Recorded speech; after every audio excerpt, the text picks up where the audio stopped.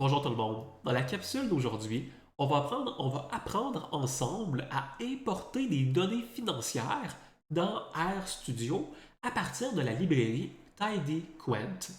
Donc, laissez-moi commencer d'abord par vous présenter les librairies et les packages dont vous allez avoir besoin pour cette capsule-ci. Et essentiellement, pour cette capsule-ci, vous aurez uniquement besoin de la librairie TidyQuant. Donc, moi, j'en ai mis plusieurs. Donc, j'ai mis plusieurs librairies dans mon introduction à mon code. Pourquoi? Ben parce que quand je commence à rédiger du code, j'ai un petit peu l'habitude de mettre plusieurs librairies qui me sont habituellement utiles. Donc, j'en ai mis plusieurs, mais pour notre code, notre capsule d'aujourd'hui, vous aurez uniquement besoin de la librairie TidyQuant. Donc, laissez-moi commencer tout de suite par partir cette ligne de code-là. Donc voilà, j'ai chargé ma librairie dans mon projet. J'ai ma librairie TidyQuant. Il est possible que vous ayez une erreur ici. Il est possible que dans votre console, un texte en rouge apparaisse pour vous dire que la librairie là, TidyQuant est introuvable ou un code de ce style-là qui vous dit qu'on n'est pas capable de charger la librairie TidyQuant. Donc, si vous n'êtes pas capable de charger la librairie TidyQuant, c'est très probablement parce que vous n'avez pas installé le paquet sur votre ordinateur. Donc, comment est-ce qu'on fait pour installer un paquet avant de pouvoir charger la librairie? Eh bien, vous allez aller dans Outils. Dans Outils, ici, vous allez pouvoir aller chercher Install Packages et vous allez ensuite pouvoir aller chercher TidyQuant et installer ce package-là, ce paquet-là sur votre ordinateur. Et ce paquet-là va vous permettre ensuite de charger la librairie. Donc, moi, il est déjà installé, donc je ne le réinstallerai pas. Mais pour vous, vous pouvez cliquer sur Installer et ça va installer là, le paquet sur votre ordinateur et vous allez ensuite pouvoir utiliser la librairie TidyQuant. Je prends également un instant pour vous dire que l'ensemble des lignes de code utilisées ici et l'ensemble de ce code-là est accessible dans l'espace en ligne de RStudio. Donc moi, dans les descriptions de mon vidéo, donc dans la description de mon vidéo, vous allez trouver un lien qui va vous permettre de vous mener à mon projet ici sur l'ingénierie financière. Donc dans le projet sur l'ingénierie financière, vous allez pouvoir ouvrir le dossier ingénierie financière et aller chercher les différents codes que je prépare. C'est des codes qui vont être expliqués dans le cadre du cours d'introduction à l'ingénierie financière que je suis en train de tourner et d'enregistrer pour ma chaîne YouTube. Donc, si ça vous intéresse de faire de l'ingénierie financière, prenez le temps d'aller y jeter un coup d'œil et peut-être même de vous abonner si vous aimez le contenu. Donc voilà, j'ai ma librairie TidyQuant qui est chargée. Et maintenant, je veux aller chercher de l'information financière. Donc nous ici, on est dans un cours d'ingénierie financière. Et donc, il y a fort à parier qu'on va vouloir travailler avec des données boursières, des actions. Et donc, on va regarder ensemble dans cette capsule-ci comment est-ce que je fais pour importer dans RStudio des données financières. Eh bien, TidyQuant, c'est un paquet qui nous permet de travailler dans l'univers Tidyverse, donc avec un paquet de librairies qui sont connectées, compatibles et flexibles. Ça va nous permettre d'aller chercher des données financières sur le site de Yahoo Finance. Donc, on va se connecter directement à Yahoo Finance pour aller importer des données. Et donc, comment est-ce qu'on les importe? Eh bien, on va les importer avec une formule, avec une équation, une fonction plutôt que je devrais dire, tqget. Donc, la fonction tqget fait référence, donc tq pour tidyQuant et get pour aller chercher. Donc, moi, je vais aller chercher des données financières et je vais enregistrer tout ça dans une variable qui va s'appeler Facebook. Pourquoi? Parce que je suis très créatif. Donc, la fonction tqget va me permettre d'aller chercher des données financières ici sur l'action de Facebook.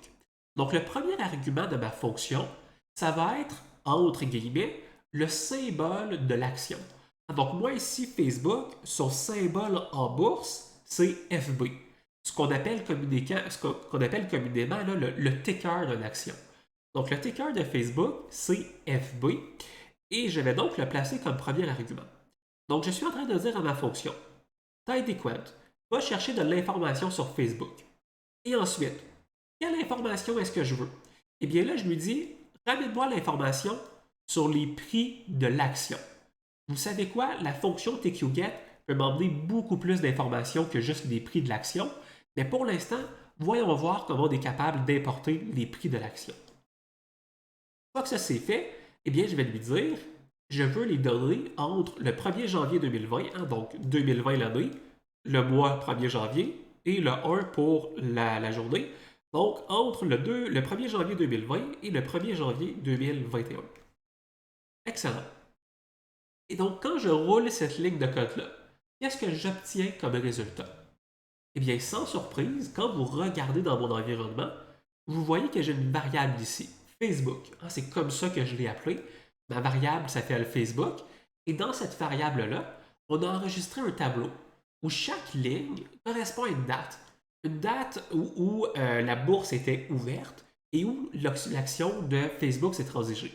Et j'obtiens ici le prix d'ouverture de l'action, le prix le plus élevé de l'action, le prix le plus faible de l'action, le prix de fermeture de mon action, le volume d'actions transigées et finalement le prix ajusté à la fermeture.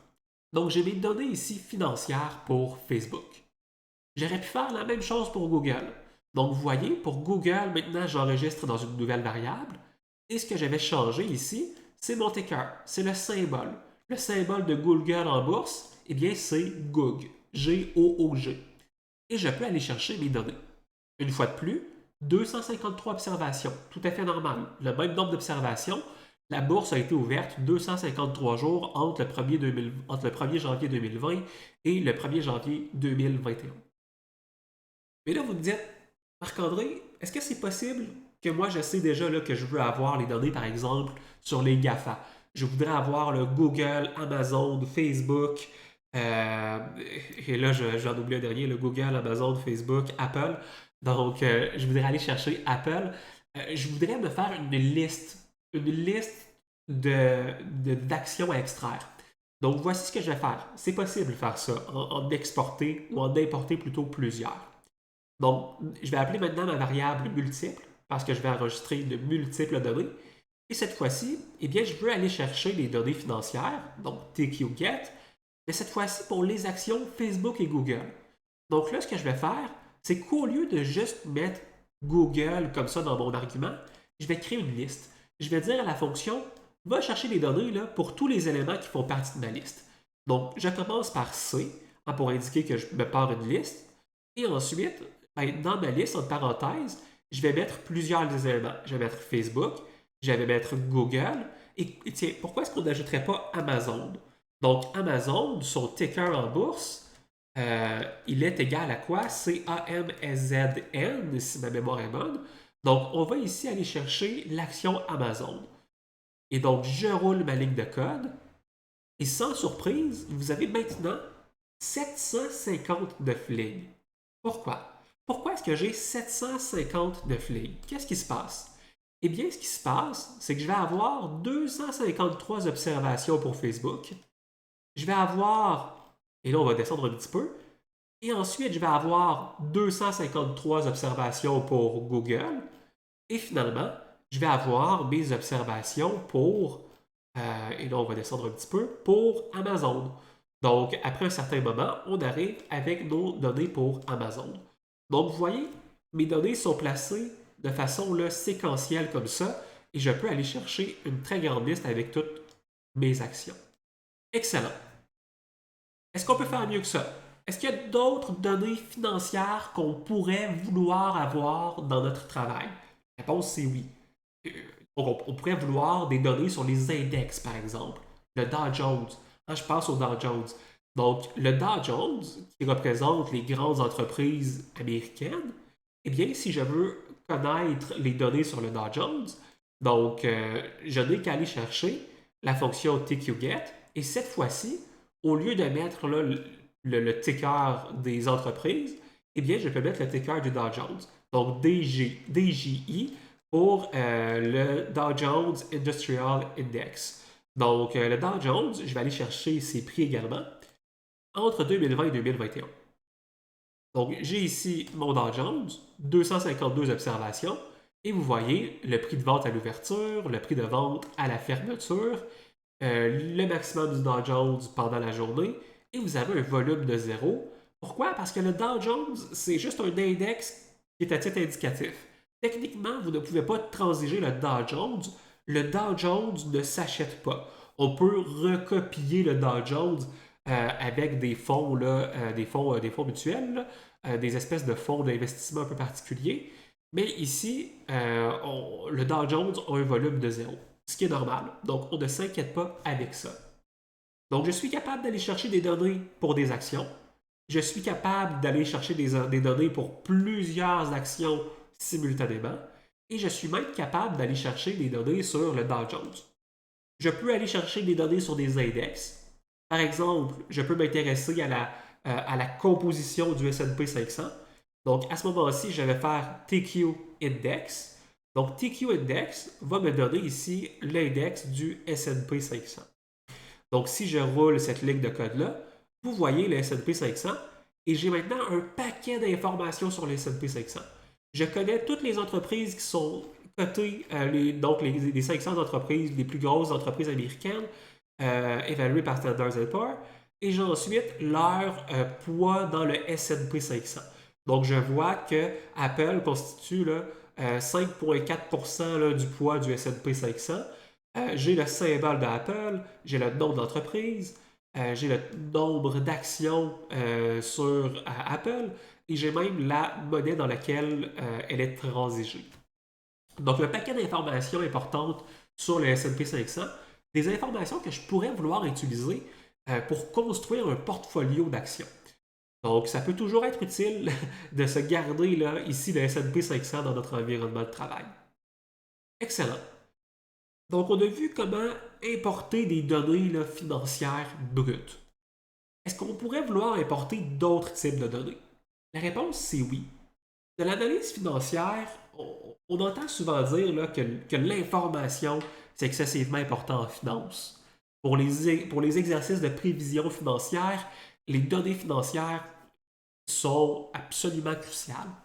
Eh bien, est-ce qu'on est capable d'aller importer des données financières, des données économiques qui nous permettraient de faire de l'analyse fondamentale en finance? Par exemple, je pourrais avoir des données qui proviennent de la Fed, donc essentiellement là, de la Banque centrale américaine, des instituts là, qui analysent des données économiques à grandeur. La réponse, c'est oui. Par exemple, et là, je vous donne un exemple qui provient là, de ce qui, moi, pourrait m'intéresser. Donc, moi, je suis un économiste canadien qui m'intéresse aux finances canadiennes. Peut-être que je pourrais vouloir importer des données dans mon projet. Peut-être que je m'intéresse aux données sur l'emploi, hein, le taux d'emploi au Canada, le taux, en fait, de chômage au Canada. Euh, donc, le taux de chômage au Canada, c'est les données qui m'intéressent. Et je veux importer ces données-là dans RStudio. Comment est-ce que je fais ça? Est-ce que je suis obligé là, de télécharger mes données en Excel et ensuite importer mes fichiers Excel vers RStudio? Non, vous n'êtes pas obligé de faire ça. TidyQuant peut faire ça pour vous. Donc, voici ce qu'on va faire. Donc, dans TidyQuant, je retourne dans mon RStudio. On va aller encore chercher la fonction TQGet. Donc, TQGet me permet d'aller chercher ici de l'information sur des données financières. Et moi, je vais aller chercher le chômage. Donc, je vais enregistrer ça dans une variable chômage.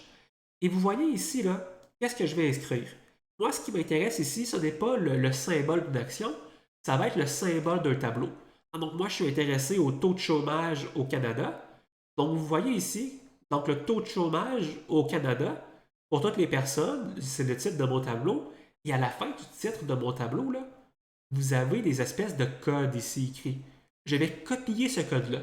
C'est le code qu'on assigne au tableau et je vais aller le mettre dans mon code en RStudio. Donc ici, vous avez mon code et ça l'indique à RStudio. Hey, va chercher ces données-là. Va chercher ces données-là ici. Et je vais aller dans Get, hein, au lieu de mettre Stock Prices, je vais mettre Economic Data. Donc regardons quand je roule cette ligne de code-là, eh bien j'ai maintenant les 124 observations de chômage. Donc, le chômage qui est calculé de façon mensuelle entre 2011 et ici, là, 2021. Donc, je vais pouvoir ajuster éventuellement les dates pour que ça corresponde à ce que j'ai besoin pour mon projet. Mais pour l'instant, ça résume quand même là, ce qu'on voulait faire. Donc, dans la capsule d'aujourd'hui, on a vu comment importer des données boursières, on a vu comment importer des données sur des index, on a vu comment importer plusieurs données boursières simultanément, on a vu comment générer le S&P 500 et comment aller chercher des données économiques depuis la Réserve fédérale de Saint-Louis, donc des données financières, là, des données économiques à la fine pointe de ce qui se fait dans le milieu économique. Donc j'espère que vous avez apprécié la vidéo et j'espère vous revoir là, dans une vidéo qui va faire suite à ça dans le cours d'ingénierie financière. Je prends le temps de vous rappeler que ces données-là et ces lignes de code-là sont toutes disponibles dans mon espace de travail sur l'ingénierie financière qui vous est accessible et dont le lien est partagé dans la description de la vidéo.